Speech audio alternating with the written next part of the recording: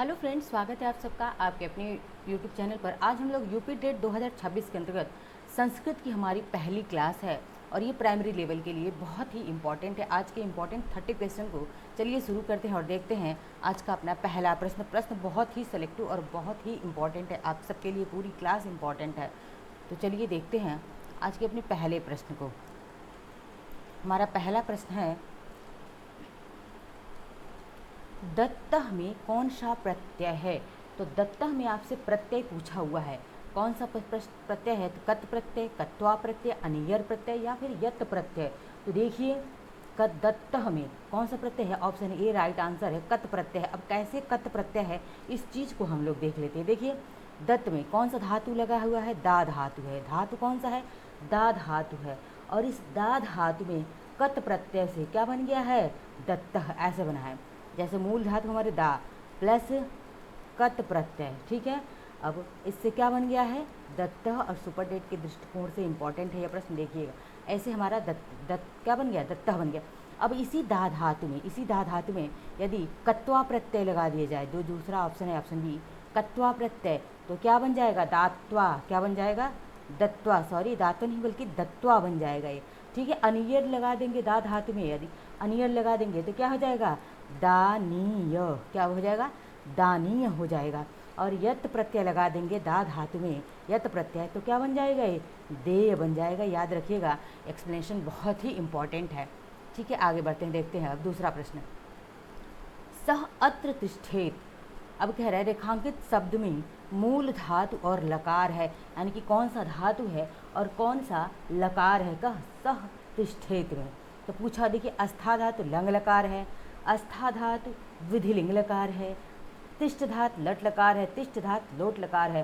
तो सह अत्र तिष्ठेत में कौन सा लकार है। तो देखिए इसमें अस्था धातु, कौन सा, अस्था धातु और विधि लिंग लकार है। ऑप्शन बी हमारा क्या होगा, एकदम राइट आंसर होगा, ठीक है। अब देखिए बात करते हैं कि अस्था धातु लकार अंक प्रथम पुरुष एक वचन में है। किसमें है ये, विधिलिंग लकार के प्रथम पुरुष एक वचन में है, ठीक है। अभी क्या हो जाएगा, तो क्या दे, तिष्ठेत शब्द दिया। अस्था धातु विधिलिंग लकार एक वचन में तिष्ठेत होता है। क्या होता है, तिष्ठेत। तिष्ठेत किस शब्द की ओर वो इशारा कर रहा है, तो भविष्यकाल की तरफ, ठीक है। तीसरा प्रश्न है, युष्माकम गृहम कुत्र अस्ति। इस वाक्य में सर्वनाम आपसे पूछ लिया है कि युष्माकम गृहम कुत्र अस्ति। तो इसमें सर्वनाम पूछ रहा है कि कौन सा सर्वनाम है। तो सर्वनाम क्या है, युष्माकम गृहम कुत्र या अस्ति। तो सर्वनाम कौन सा है, तो सर्वनाम इसमें हमारा युष्माकम, ऑप्शन ए हमारा राइट आंसर है कि युष्माकम क्या है, एक सर्वनाम है। गृह क्या है, यह कर्मकारक संज्ञा है। कुत्र अव्यय है, ये कुत्र क्या है, अव्यय है। क्या है, अव्यय। इसको याद रखिएगा, कुत्र मतलब कहाँ, अव्यय है यह, ठीक है। आगे बढ़ते हैं चौथे प्रश्न की तरफ। चौथा प्रश्न है, अस धातु लंग लकार मध्यम पुरुष द्विवचन का रूप है। अब इसमें अस धातु का लंग लकार मध्यम पुरुष द्विवचन पूछ रहा है। क्या होगा, अस्ताम होगा, अस्थाम होगा, अस्थाताम होगा, अस्नम होगा या फिर आश्वम होगा। तो क्या होगा, अस धातु लंग लकार मध्यम पुरुष का द्विवचन पूछ रहा है। तो इसमें क्या हो जाएगा, ऑप्शन सी राइट आंसर होगा, आस्तम। क्या हो जाएगा, आस्तम। यहाँ पे ये आस्तम है, मैं इसको यहाँ लिख देती हूँ, आस्तम। क्या हो जाएगा, आस्तम हो जाएगा, आस्तम। ये अस धातु का लंग लकार मध्यम पुरुष द्विवचन में हो जाएगा, ठीक है। आगे बढ़ते हैं, देखते हैं अगले प्रश्न को। पांचवा प्रश्न है हमारा, आता है के लिए संस्कृत में क्रिया प्रयुक्त होगी। कौन सी क्रिया प्रयुक्त होगी आता है के लिए, तो बताइए। प्रतिगच्छति, निर्गच्छति, आगच्छति, अवगच्छति। तो आता है के लिए बहुत आसान है, यह क्या होगा, आगच्छति। ऑप्शन सी हमारा क्या होगा, राइट आंसर होगा, आगच्छति। आगे देखते हैं छठे प्रश्न को। छठा प्रश्न है, निम्नलिखित में से कौन सा पद अव्यय है। अब इनमें से आपको बताना है अव्यय कौन सा है, राम, लता, गुरु और यथा। तो इनमें से अव्यय क्या होगा, अव्यय हमारा क्या होगा, ऑप्शन सी राइट आंसर है, यथा। यथा शब्द है क्या है, यह एक अव्यय है। राम, लता, गुरु ये सब क्या है, तीनों संज्ञा हैं। किसी का नाम क्या होता है, संज्ञा होता है। तो राम, लता और गुरु नाम है, तो ये क्या हो जाएंगे, संज्ञा हो जाएंगे। लेकिन यथा क्या हो जाएगा, अव्यय हो जाएगा, ठीक है। आगे बढ़ते हैं, अब देखते हैं 7वां प्रश्न हमारा है ज्ञात्वा में कौन सी धातु है। तो ज्ञात्वा में आपको धातु बतानी है। तो ज्ञात्वा में कौन सी धातु है, ज्ञा धातु है, ज्ञात है, ज्ञ है या ज्ञान है। तो ज्ञात्वा में ज्ञा धातु, धातु कौन सा है, ज्ञा धातु है, धातु आपसे पूछा हुआ है। ठीक है, तो ज्ञात्वा में कौन सी धातु हो गई, ज्ञात्वा। ठीक है, ज्ञा धातु हो गया। अब इस देखिए ज्ञात्वा कैसे बना है, कत्वा प्रत्यय से। कौन सा, त्वा, त्वा प्रत्यय, ज्ञा। ठीक है, देखिए पूरा प्रत्यय हमारा आता है ना कत्वा, कत्वा प्रत्यय। अब कत्वा में बचता क्या हमारा, त्वा ही तो बचता है। अब इसमें लगा लेंगे क्या, ज्ञा और कत्वा प्रत्यय से क्या हो जाएगा, तो ज्ञात्वा बन जाएगा। ठीक है, आगे बढ़ते हैं, देखते हैं आगे। देखिए एक्सप्लेनेशन ज़रूरी है। 8वां प्रश्न है पुष्पम में लिंग है। अब पुष्पम में कौन सा लिंग है, पुल्लिंग है, स्त्रीलिंग है, नपुंसक लिंग है, उपर्युक्त सभी लिंग है। तो पुष्पम में कौन सा, पुष्प यानी फूल है, ये कौन सा नपुंसक लिंग है। ऑप्शन सी हमारा राइट आंसर। ये क्वेश्चन तो बहुत ईजी है। ठीक है, आगे बढ़ते हैं 9वें प्रश्न की तरफ। प्रतिदिनम में समास है। तो प्रतिदिनम में कौन सा समास है, कर्मधारय, तत्पुरुष, अव्ययी भाव या फिर द्वंद्व समाज। तो प्रतिदिनम यानी कि प्रति, भर, दिन, ये सब क्या होते हैं, जो ये शब्द होते हैं याद रख लीजिए। प्रति हो गया जो शब्द भर से शुरू हो, भर से शुरू हो, प्रति, भर, यथा से शुरू हो, ये शब्द क्या होते हैं, अव्ययी भाव वाले। ठीक है, जैसे प्रतिदिनम हो गया, यथा संभवम हो गया, ये सब कैसे शब्द हैं। तो भरपेट हो गया, ये सब में कौन सा समास होगा, तो अव्ययी भाव समास होगा। ऑप्शन सी राइट आंसर होगा। आगे 10वें प्रश्न को देखते हैं। 10वां प्रश्न है उपेंद्र का संधि विच्छेद है। तो उपेंद्र का संधि विच्छेद क्या होगा, उप प्लस इंद्र, उप प्लस ऐन्द्र, उपा प्लस इंद्र, उप प्लस ऐन्द्र। तो उपेंद्र का क्या हो जाएगा, उप प्लस इंद्र। क्या हो जाएगा, ऑप्शन ए हमारा राइट आंसर है। उप प्लस इंद्र से क्या बन जाएगा, उपेंद्र बन जाएगा। और यहाँ पे संधि कौन सी है, संधि पूछ ले तो गुड़ संधि। कौन सी संधि है, गुड़ संधि। गुड़ संधि का सूत्र क्या होता है गुड़ संधि का, या मैं यहाँ पे आपको लिख देती हूँ। गुड़ संधि का आद गुड़ क्या होता है, आद गुड़। ठीक है, यही होता है गुड़ संधि का सूत्र होता है। और इससे गुड़ संधि, उपेंद्र में क्या है, गुड़ संधि है। ठीक है, 11वां प्रश्न है भानुना में विभक्ति है। अब बताइए भानुना में आपसे विभक्ति पूछ लिया है, द्वितीया, तृतीया, चतुर्थी या फिर पंचमी। तो भानु, भानुना है। अब भानु शब्द की तृतीया विभक्ति एक वचन का रूप क्या हो जाएगा, भानुना। यानी कि ऑप्शन हमारा बी राइट आंसर हो जाएगा। क्या, ऑप्शन बी राइट आंसर है कि भानुना जो है किसका है, तो भानु शब्द का तृतीया विभक्ति एक वचन है। ठीक है, देखिए भानु शब्द का रूप याद कर लीजिएगा क्योंकि रूप बहुत पूछता है। 12वां प्रश्न है व्याकरण के त्रिमुनियों में कौन नहीं आता है। अब व्याकरण में किसको त्रिमुनि कहा जाता है, कौन है, शाकटायन है, महर्षि पतंजलि है, पाणिनि है, कात्यायन है। तो इनमें से देखिए क्रमशः पाणिनि, पतंजलि हो गए, पाणिनि हो गए, कात्यायन, इनको क्या कहा जाता है, त्रिमुनि कहा जाता है। लेकिन शाकटायन को त्रिमुनि नहीं कहा जाता है। ऑप्शन ए हमारा राइट आंसर। इंपॉर्टेंट क्वेश्चन है। ठीक है, टेट और सुपर टेट दोनों की दृष्टि से इंपॉर्टेंट है यह। 13वां प्रश्न है तिष्ठति में धातु है। अब तिष्ठति में आपको धातु बताना है, कौन सा धातु है तिष्ठति में। देखिए गच्छ धातु है, स्था धातु है, तिष्ठ धातु है या फिर तिष्ठ धातु है। कौन सी धातु है, तो तिष्ठति में अस्था धातु है। कौन सा है, ऑप्शन बी हमारा राइट आंसर होगा, अस्था धातु है। ठीक है, तिष्ठति अस्था धातु के लट लकार, लकार लट लकार प्रथम पुरुष एक वचन का रूप है, जबकि गच्छ, तिष्ठ, तिष्ठत धातुएं हैं। ये क्या है, धातुएं ही नहीं है। अस्था धातु का मतलब होता है ठहरना, अस्था का मतलब होता है ठहरना। ठीक है, और लकार कौन सा है, लट लकार है। ठीक है, याद रखिएगा। अब देखते हैं 14वां प्रश्न सप्तविंशत शब्द का अर्थ है। देखिए काउंटिंग का संस्कृत में जो काउंटिंग होता है उसको मैं लेके आऊँगी बहुत ही जल्द, 1 से लेकर 100 तक। ठीक है, अब कह रहे हैं सप्तविंशति का अर्थ क्या होता है। तो बताइए सप्तविंशति का मतलब क्या हो जाएगा, तो सप्तविंशति हो जाएगा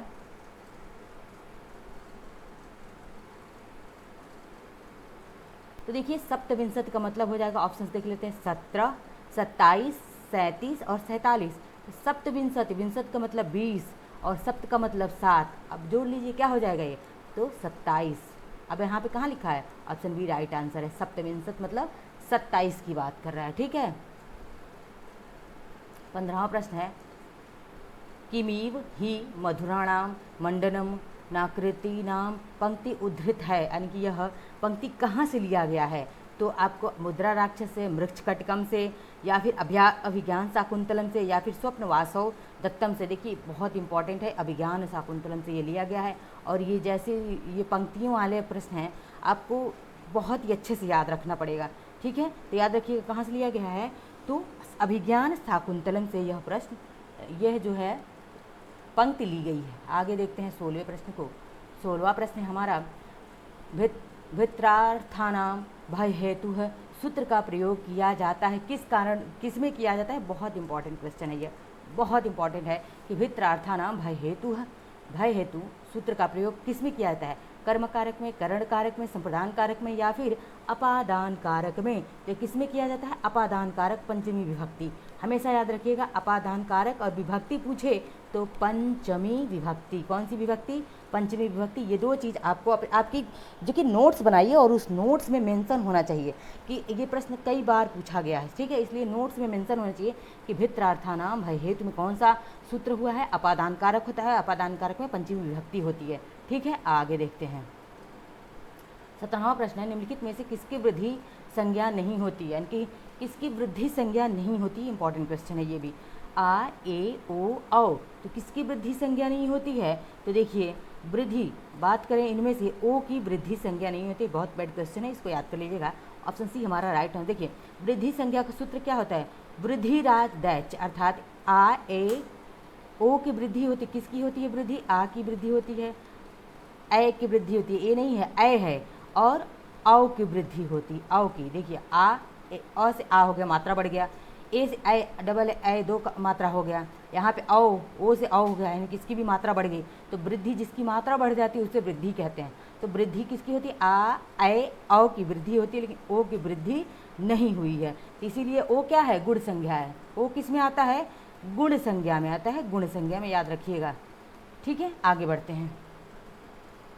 आशा करते हैं आप लोगों को समझ में आ रहा होगा प्रश्न। देखिए यहाँ पे लिखा भी है व्याख्या में कि वृद्धि संज्ञा सूत्र क्या है, वृद्धि दैच, आ, ए, औ की वृद्धि है, लेकिन ओ क्या है, गुण संज्ञा है। अब 18वें प्रश्न को देख लेते हैं। 18वां प्रश्न है, अकर्मक तथा सकर्मक का संबंध है। अब अकर्मक और सकर्मक का संबंध किससे होता है, संज्ञा से, सर्वनाम से, क्रिया से, विशेषण से। अकर्मक सकर्मक क्या होती हैं, क्रियाएं होती हैं। ठीक है, ऑप्शन सी हमारा क्या होगा, राइट आंसर होगा। अब देखिए आगे बढ़ते हैं 19वें प्रश्न की तरफ। 19वां प्रश्न है, संधि कहते हैं, कि संधि किसे कहते हैं। बहुत इंपॉर्टेंट क्वेश्चन है ये। दो वर्णों के मेल को, दो पदों के मेल को, दो वाक्यों के मेल को, या दो से अधिक पदों के मेल को, तो संधि किसे कहते हैं। तो संधि क्या होता है, याद रखिए, कंफ्यूज मत होइएगा। दो वर्णों के मेल को हम क्या कहते हैं, संधि कहते हैं। ऑप्शन ए हमारा राइट आंसर है। अब देखते हैं प्रश्न संख्या 20 क्या है। 20वां है, घनश्यामः में कौन सा समास है। अब देखिए घनश्यामः में समास पूछा है आपसे, कौन सा, कर्मधारय, अव्ययी भाव, द्विगु समास, द्वंद्व समास। द्विगु समास क्या होता है, संख्यावाची होता है। संख्यावाची मतलब इसमें नंबर्स आएंगे। ठीक है, जैसे चौराहा, सप्तसदी, सप्तविंशति, ये सब क्या है, द्विगु समास में होंगे। द्वंद्व समास में क्या होता है, एक तो ये चिन्ह लगा रहता है और नहीं तो दूसरे, रात दिन, जैसे रात और दिन ये अपोजिट होते हैं एक दूसरे के, इसमें क्या है, द्वंद्व समास होता है। अव्ययी भाव समास में क्या होता है, पहला पद व्यय होता है। कर्मधारय समास की बात करें तो कर्मधारय समास क्या हो जाएगा, घनश्यामः में हमारा कर्मधारय समास होगा। ठीक है, इसमें कर्मधारय समास में एक पद विशेषण और दूसरा पद क्या हो जाता है, विशेष होता है। पूछ लेता है कि किस समास में दूसरा पद विशेष्य होता है, क्या होता है, विशेष्य होता है। याद रखिएगा, कर्मधारय समास में दूसरा पद विशेष्य होता है। ठीक है, देखिए यहाँ लिखा है घन ईव श्यामः, घनश्याम, देखिए इसका विच्छेद भी दिया है ना, ये विग्रह, समास विग्रह, याद रखिएगा। घनश्याम का विग्रह, समास विग्रह क्या होगा, घन ईव श्याम। अब एक पद विशेष, पहला पद विशेष और दूसरा पद विशेष्य, कर्मधारय होता है ये। अब सूत्र इसका क्या है, उपमानानि सामान्य वचने। ठीक है, ये इसका सूत्र है। 21वां प्रश्न देखते हैं, पठताम रूप किस लकार पुरुष और वचन का है, इनके पठताम में कौन सा लकार है, कौन सा पुरुष है और कौन सा वचन है, आपको ये बताना है पठताम में। ठीक है, तो देखते हैं पठताम में कौन सा, यहाँ लट नहीं बल्कि ये लोट लकार रहेगा। क्या रहेगा, लोट लकार। अब देखिए पठताम में कौन सा लकार है, ऑप्शन ए राइट आंसर है, लोट लकार है, प्रथम पुरुष है, और कौन सा वचन है, द्विवचन है। कौन सा है, तो द्विवचन, लोट लकार, प्रथम पुरुष, द्विवचन है पठताम। ठीक है, आगे देखते हैं 22वें प्रश्न को हम देखते हैं। 22वां प्रश्न है, अत्यधिक में संधि है, तो अत्यधिक में कौन सी संधि है? गुण संधि है, वृद्धि संधि है, यण संधि है या फिर हल संधि है? तो अत्यधिक में आपको संधि बताना है, कौन सी संधि है?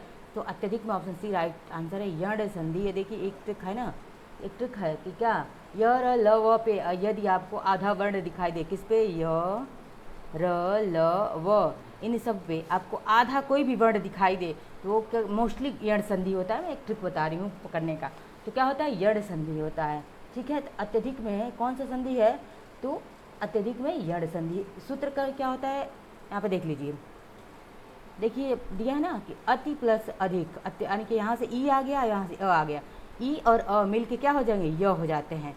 ठीक है, अब सूत्र क्या है? ई को यण सूत्र से देख लीजिए, जिसका ई उ री ली ल हलंत ल है के बाद असमान स्वर आए तो वहाँ पे य र ल व हो जाता है। ठीक है, आगे बढ़ते हैं, देखते हैं 23वां प्रश्न है, री वर्ण का उच्चारण स्थान क्या है? इस री वर्ण का उच्चारण स्थान क्या है? कंठ है, मूर्धा है, दंत है या उष्ठ है? तो क्या हो जाएगा? ऑप्शन बी राइट आंसर हो जाएगा, मूर्धा। री वर्ण का उच्चारण स्थान क्या हो जाएगा? मूर्धा। अब यहाँ पे देखिए ऋतु ऋषाणाम मूर्धा, यानी कि री ट वर्ग र श का उच्चारण स्थान क्या है? मूर्धा है, यानी कि ट ठ ड ढ ड़ ये सब क्या है? मूर्धा से। री मूर्धा से उच्चारित होता है, र भी मूर्धा से और श भी षटकोण वाला श भी किससे? मूर्धा से उच्चारित होती है। ये सभी मूर्धन्य है, याद रखिएगा। अब आगे देखते हैं 24वां प्रश्न को। 24वां प्रश्न है, संस्कृत में धातु रूप कहते हैं, यानी कि संस्कृत में धातु रूप किसे कहते हैं? तो धातु रूप किसे कहते हैं? संज्ञा को, सर्वनाम को, क्रियापद को या प्रत्यय को? ऑप्शन सी राइट आंसर है, क्रियापद को संस्कृत में क्या कहा जाता है? धातु रूप कहा जाता है। आगे बढ़ते हैं, देखते हैं 25वां प्रश्न हमारा। ठीक है, 25वां प्रश्न है, नयनम छिंदति शस्त्राणि नयनम दहति पावकः न चैनम क्लेदयन्तो यापो न शोषयति मारुतः। प्रस्तुत श्लोक किस ग्रंथ से लिया गया है? यह श्लोक किस ग्रंथ से लिया गया है? यह श्लोक जो है श्रीमद् भागवत गीता का है। किसका है? श्रीमद् भागवत गीता का यह श्लोक है। श्लोक भी पूछा जाता है, याद रखिए। 26वां प्रश्न है, त्रिवेणी पद में कौन सा समास है? अब बताइए, यहाँ त्रिवेणी, तीन वेड़ियों का समूह, आपके त्रि मतलब तीन नंबर आ गया, तो बताइए कौन सा समास होगा? द्विगु समास होगा। मैंने ऊपर ही बताया कि द्विगु समास संख्यावाची हो, जहाँ संख्या आए वहाँ पे द्विगु समास होता है। ठीक है, आगे देखते हैं 27वें प्रश्न को। 27वां प्रश्न है, अभवन में लकार है, इस अभवन में कौन सा लकार? लट लकार, लोट लकार, विदलिंग लकार या लंग लकार? तो देखिए अभवन में कौन सा लकार होगा? तो अभवन में हमारा ऑप्शन देख लेते हैं, विधिलिंग लकार होगा। कौन सा? ऑप्शन सी राइट आंसर है, विधि लिंग लकार होगा। जैसे यहाँ पे देखिए भू धातु, धातु कौन सा? अभवन भू धातु है। लंग लकार प्रथम पुरुष एक वचन। ठीक है, आगे बढ़ते हैं। सॉरी, यहाँ पे विधिलिंग लग गया, बल्कि विधिलिंग नहीं बल्कि लंग लकार। ऑप्शन डी राइट आंसर होगा। कौन सा लकार होगा? लंग लकार होगा। ठीक है, ऑप्शन सी नहीं बल्कि ऑप्शन डी राइट आंसर है, इसको करेक्ट कर लीजिएगा। 28वां प्रश्न है, हसथ रूप है, तो हसथ जो है एक रूप है किसका? लट लकार का, लोट लकार का, विदलिंग लकार का या फिर लोट लकार का? ठीक है, दो बार लोट लकार आ गया है। ठीक है, हसथ जो है किसका है? तो ये लट लकार का। ऑप्शन ए राइट आंसर है, लट लकार का है हसथ। हसथ हस धातु का, लट लकार मध्यम पुरुष बहुवचन का रूप है। जैसे हससी, हसथ, हसथ। देखिए यहाँ पे हसथ दिया ना, इसका देखिए प्रथम पुरुष में क्या हो जाएगा? हससी। क्या हो जाएगा? हससी। ठीक है, फिर क्या हो जाएगा यहाँ पे? हसथ, हसथ। ठीक है, हसथ और हसथ। और फिर क्या हो जाएगा? हसथ। आपसे यही पूछा हुआ है, हसथ किस रूप है? किसका है? लट लकार का। और कौन सा है? बहुवचन है, याद रखिएगा बहुवचन है। और जब आपको बिंदी दे देगा दो हसथ के आगे, तो ये कौन सा है? द्विवचन है। हससी क्या है? तो एक वचन है। ठीक है, आगे बढ़ते हैं, देखते हैं 29वां प्रश्न है, महेश्वर सूत्रों की संख्या है, तो महेश्वर सूत्रों की संख्या कितनी मानी गई है? ऑप्शन बी राइट आंसर है, 14 महेश्वर सूत्र हैं। अब देखते हैं आज का अंतिम 30वां प्रश्न, अपादान कारक में कौन सी विभक्ति है? मैंने ऊपर ही बताया था कि अपादान कारक में कौन सी विभक्ति होती है। देखिए प्रथमा, पंचमी, तृतीया या फिर कौन सी? तो अपादान कारक में कौन सी विभक्ति होती है? पंचमी विभक्ति होती है। कौन सी? पंचमी विभक्ति होती है, हमेशा याद रखिएगा। देखिए अपादान कारक मतलब अलग होने के संदर्भ में प्रस्तुत होता है, पंचमी विभक्ति होती है। कर्ता, कर्ता में प्रथमा विभक्ति, करण में तृतीया होती है। ठीक है, याद रखिएगा। ये थी आज की हमारी क्लास को लाइक शेयर सब्सक्राइब कमेंट करते रहिए। मिलते हैं नेक्स्ट लेक्चर में। धन्यवाद।